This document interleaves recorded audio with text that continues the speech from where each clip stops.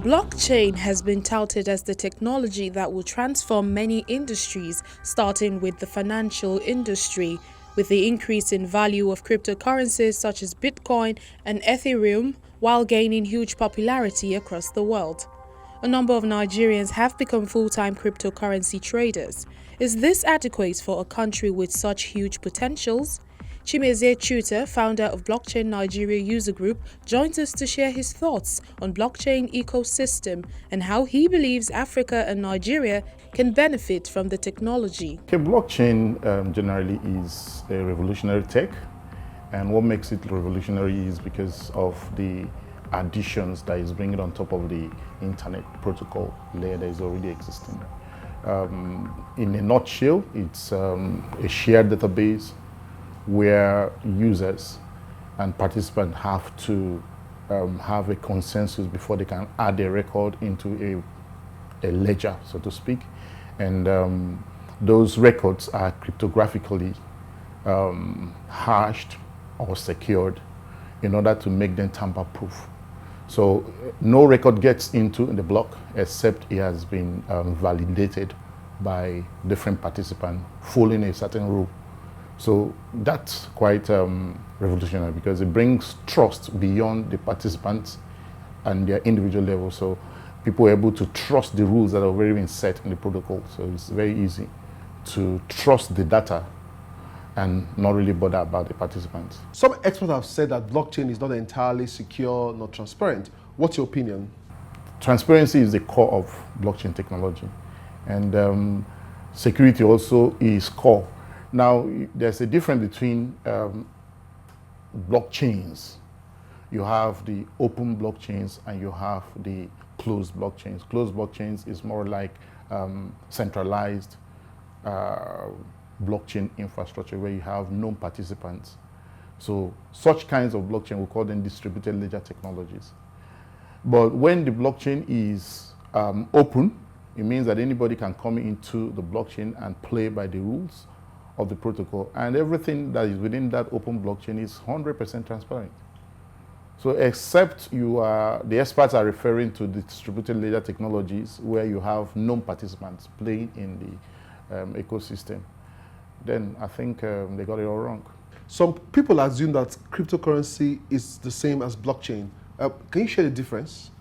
There's a huge difference. Blockchain is the technology.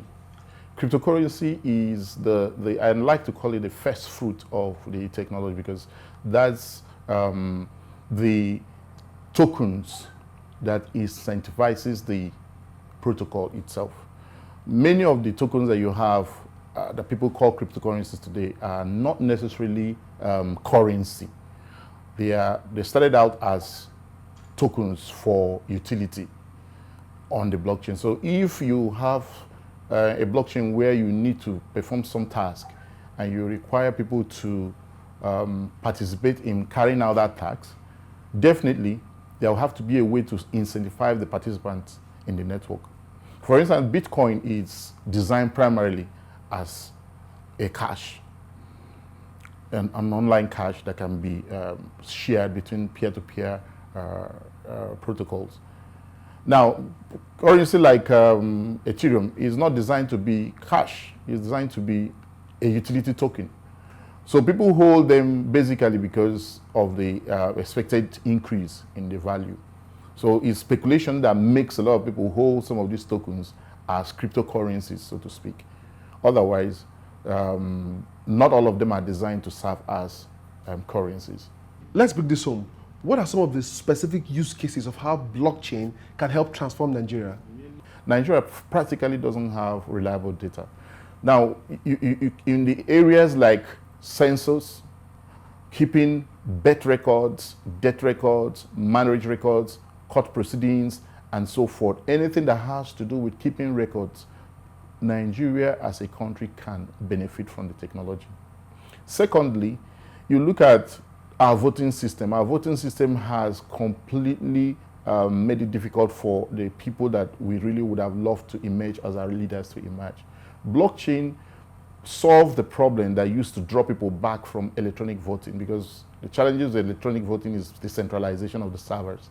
But when you apply blockchain technology in a decentralized manner, everybody will trust the data. Everybody trusts the voting process. So you look at keeping accurate records in ministries and parastatals.